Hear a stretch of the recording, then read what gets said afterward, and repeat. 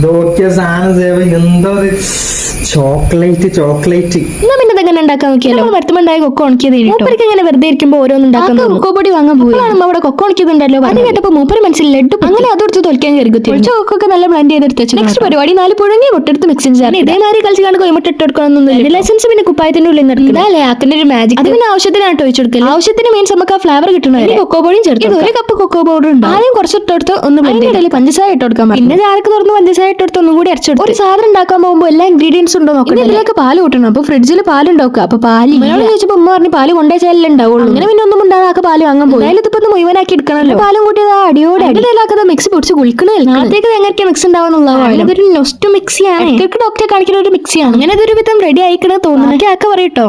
Look at that consistency, guys. This is 24 grams of protein, guys. 4 egg. ഇത് ഇങ്ങനെ തന്നെ ചപ്പാത്തിക്കും പത്തിരിക്കൊക്കെ കൂടെ കഴിക്കാൻ നല്ല ടേസ്റ്റ്. അല്ലെങ്കിൽ പിന്നെ തണുപ്പിച്ചും കഴിക്കാം. തണുപ്പിച്ച് വെക്കാൻ വേണ്ടി ആക്കെ കപ്പിലാക്കി ഫ്രീസറിൽ വെക്കും. എന്തിനെങ്കിലും ഉള്ളിൽ വെക്കണ കേട്ടോ നല്ലത്. ഇവിടെ ചെറിയ കപ്പായണ്ട് അലുമിനിയം ഫോയിലിന്റെ കവറിന്റെ ഉള്ളിലാക്കി വെച്ചിട്ട് നല്ല സെറ്റാക്കി കഴിക്കുന്നതിനെക്കാട്ടി നല്ലത് ലൂസ് ആയിട്ട് നേരെ തണുപ്പിൽ കഴിക്കുന്നത്. പിന്നെ വീഡിയോ ഇഷ്ടപ്പെട്ട don't forget to like and follow. അപ്പൊ ശരിയേ.